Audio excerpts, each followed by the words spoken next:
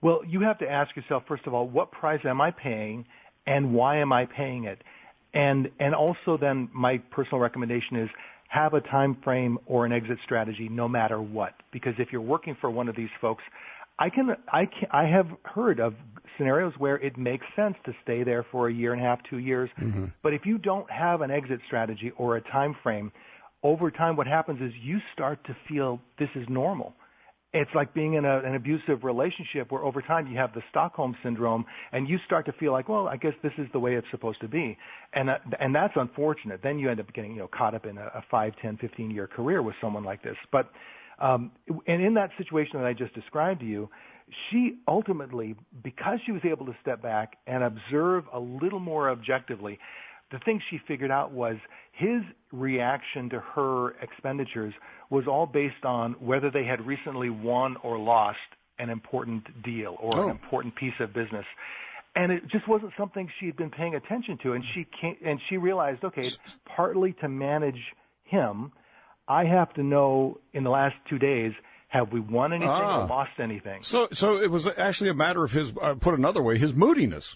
Oh, yeah, absolutely. Okay. All right. We're going to pick this up. Dan Rust is with us, and Dan has worked as a management consultant in business, a corporate training consultant, I should say, for 30-plus years. He is the author of a new book that is out called Workplace Poker, Are You Playing the Game or Just Getting Played? Radio.com. Back with Dan Rust on our Disc Institute of Pittsburgh Newsline. Dan is a consultant, corporate training consultant for many years. He also is the founder of Frontline Learning, which is an international publisher of corporate training resources. And he is the author of a brand new book, Workplace Poker. Are you playing the game or just getting played? So, Dan, I'm getting some questions on our Dollar Bank Instant Access. We also have our phone lines open if you've got a question for Dan. Just leave names out and leave names of companies out, okay? 866-391-1020, and please ask whatever question you have succinctly. Eileen, okay, this is her question, and okay. This may be, this almost sounds like a legal question, quite frankly, but Eileen says, how do you deal with a boss who repeatedly delays paying your commission or tries to whittle it down continually, even though you successfully meet your sales quota? So it's a great question because clearly, once you cross the line into illegal or unethical behavior, all of Dan's tips go away. I'm really focused on the boss who's driving you crazy because of his personality. So that's a legal question. So what would you suggest you do? What would your best advice be? To call a lawyer or what? Absolutely. Okay. And if money is an issue, there are legal aid attorneys. But what I would do is talk to an attorney first before addressing it with the boss. Okay. Because you just want to be very careful and thoughtful about how you step forward with that process. All right. Yeah. My first thought on that was that's a legal question. We're not getting into that. Let's see what else we have. Now there's two of them that are very similar here. Here's one. This is from Larry. Larry says, I'm in a situation at work in which I have 4 different bosses and they all tell me something different. What would be the first step I should take? And then there's this one. Wait a minute. I wonder if this is the same guy. No, it's the different guy, I guess. I currently have 5 different bosses. This is a different one, a different Larry. They all tell me to do something different. There's no communication. Well, okay, so in both cases, what would you say? All right, now, and I'll share with you just a few thoughts. But for both of your listeners who sent those in, please understand these are Dan's thoughts based on knowing like 0.5% right, of what the actual situation is. Okay. So I'm always fearful of giving a shotgun to a 6-year-old. You can give them some good techniques, but they can create a lot of damage if used improperly. So if you're dealing with multiple bosses, ultimately, again, my first advice is always to step back and observe curiously what really is going on. First of all, why is this situation the way it is? Something like that usually is happening for a reason. It's generally that you've got bosses who need certain levels of support, and yet the business can't afford to give every boss his own support person or his or her own whatever type of admin support. And so many of us will tend to naturally gravitate to people we perceive as more friendly and avoid people who are less friendly or less reasonable, but that's not always a good career move. What you have to do is step back and observe and get a good sense of where is the power, where is the real influence in the business. And frankly, and Mike, I know you know this, sometimes the more abrasive bosses, as hard as it is to work with them, they are the ones that are going to do better for your career by being a little more accommodating to them, being a little more responsive to them. I'm not saying it's always the case. I'm just saying don't let your emotional reaction drive the amount of time or how responsive you are to those 4 or 5 people. Okay, but that's sometimes difficult to figure out who's the real power here and who's going to get me ahead and who's not. And, one of the things, I'll use this terminology, one of the things I can't stand is a suck-up. And you know what that term means. You Sure. got people, and often it's people who are really incompetent, but they manage to hold on to whatever they've got by sucking up, quote unquote, to flattering, all that kind of stuff, to their boss. And so they end up getting protected in many different ways, despite their incompetence. And so if you're a coworker of that person, oftentimes the crap falls on you. So how would you suggest you deal with situations like that? So this is a hard one, and this is going to be a hard truth to share with you, Mike. Sucking up works. It's unfortunate, but it does. Okay, sucking up works. Okay, but the scenario there is not unusual, is it? No, and I'm not saying you have to be one of those sort of smarmy suck-ups that everyone cringes. But if you've got someone who is sucking up to the boss or bosses, and it's clearly working for him or her, so you got to play along. The thing you don't want to do is just say, "Well, I'm better than that, and I'm not going to play that game." Right. Instead, you can play a better game. You can be non-smarmy and find positive professional ways to play the same game. Okay. All right.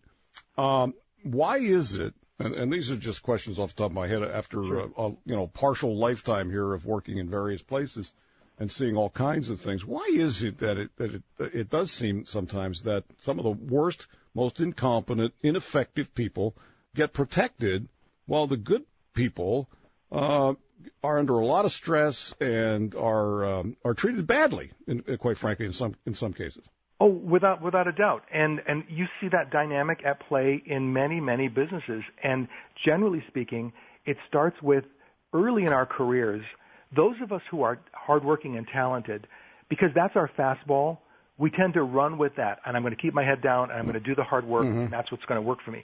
But not everyone is talented. And not everyone wants to work hard. And so what do you suppose happens with those people who are, let's just say, talent challenged?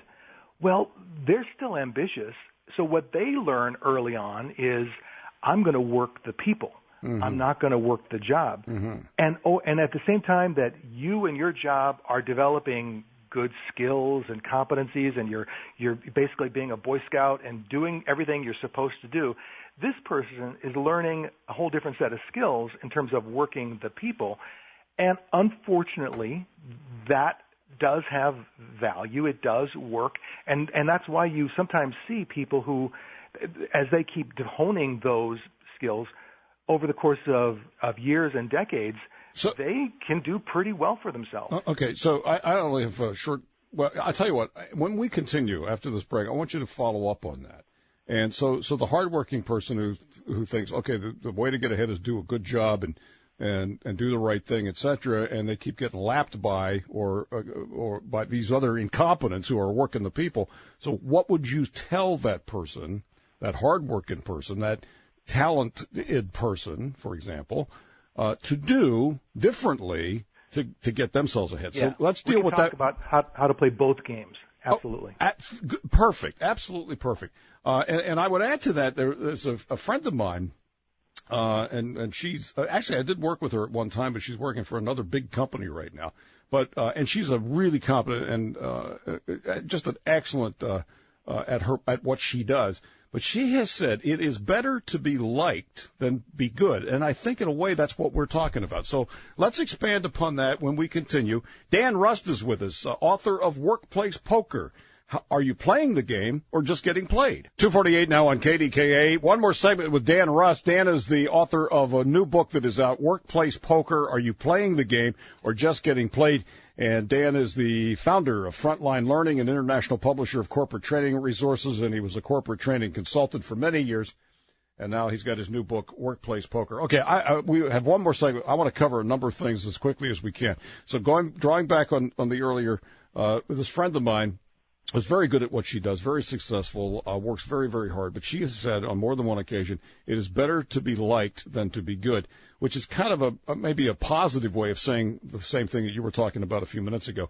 So if you're a good worker, but you don't play the game as well, what would you recommend, and how do you play the game better? Well, and you hear the phrase, it's better to be liked than good, or it's better to be respected than liked. But those are false choices. I mean, you can play the game so that you are liked and good and respected.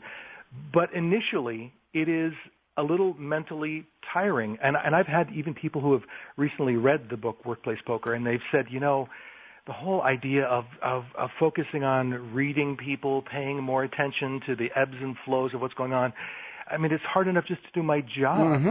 Right. And what I tell them is, this is very much like starting a new exercise program where you've just decided you're going to do, cardio or some other exercise. Initially, it is tiring because you're asking your mind to do more than it has in the past. But if you'll push through for at least a couple of weeks. Okay, but give me one thing. Again, I want to cover some other things here as well. Give us one thing that you can do today, that you can start doing today, that you're not doing right now, that will actually help you in this area. Every meeting you are in, every conference call that you're on, anytime you are in an environment where you are interacting with your coworkers, do not be anonymous. Find a reason to make a comment, to ask a scintillating question. Find a reason for your existence in that meeting. I'm amazed at the number of people who have great ideas or thoughts or even just really good questions, and they save them for after the meeting with their friends or colleagues that they trust. The people who are very subtly self-promoting themselves, they make sure that if they're on a conference call, at some point, everyone on the call hears their voice asking something interesting or thoughtful or sharing some information. So a positive. So that you are. Absolutely. I was going to say it's a positive self-promotion because you use that terminology, which is a great point. Okay, I'm going to cut this question down from our listener drastically. I think one of the things that she wants to know is how can a woman be taken more seriously? Because apparently, and still in some workplaces, women are not taken as seriously as men. Well, in fact, one of the great things that I've heard from a lot of women who've read the book is that the self-promotion strategies in the book, because they are positive and they're kind of natural, that they in fact work. I don't want to say better for women, but seem more palatable, because it's not just women. Most of us don't like to be that Donald Trumpish blowhard in the office. Now, I think you can be a Donald Trump self-promoter if any of your listeners happen to be real estate moguls in New York who are worth billions of dollars, then I would say, yes, those strategies work. But if you're just the guy down the hall in the cubicle, you can't be Donald Trump as a self-promoter. You have to be much more subtle and much more gracious in the way that you do it. And in addition to never being anonymous, like I said before, one of the best self-promotion strategies is to promote other people. If you are willing to recognize the good work of others, there is this natural reciprocity that occurs where people feel compelled when they have a chance to recognize the good work that you've done. And of course, you have to be discerning about it, because every now and then you're going to find a workplace vampire who'll suck up all the recognition and never give a bit back. But you have to discern that, and the only way to do it is to at least share some recognition with them, to recognize them a bit, and then see over time what actually happens. And you'll find those people, the majority of people in the workplace, if you're someone who celebrates them, they will just feel compelled to flip it around and celebrate you right back. Talking with Dan Rust, I have about a minute and a half left. Workplace Poker is the title of his book. Are you playing the game or just being played? If you give us a quick answer to this, if you can, or at least something. One of the toughest, stressfulest things to do is to ask for a raise. Your best tip, your number one tip. Okay, this is the number one tip, and it's the hardest tip. You should be interviewing for a job at least twice a year. You should be actively interviewing so that you know what your true market value is. Your market value isn't what the websites tell you or what your boss tells you or what anyone else. It is what the market today will pay for you. And so if you are interviewing, you know what are they offering you. And all the other tips and strategies for talking to your boss about getting a raise, I'm sorry, in today's economy, all of that stuff, it's nice, but it's not going to get you. What is going to get you the raise is sitting down with your boss to say, I love it here. Here are my contributions. Unfortunately for you, this company is offering me more. I want to stay, but I have a family. And I have to do what's right by them. Well, so let's talk. You said this is the hardest thing to do. You said the best tip is the hardest thing to do. It is and sometimes it's almost impossible to get interviews these days because so many people are like you, trying to either find a job or maybe looking for something else. Dan, absolutely. Dan, thank you for being with us this afternoon, and thanks for spending some extra time. Well, I appreciate it, and I find it interesting and fascinating. Hey, Mike, this is great. This is a great show. I appreciate it. Thank you, Dan. Dan Rust is the author of Workplace Poker. Are you playing the game or just getting played?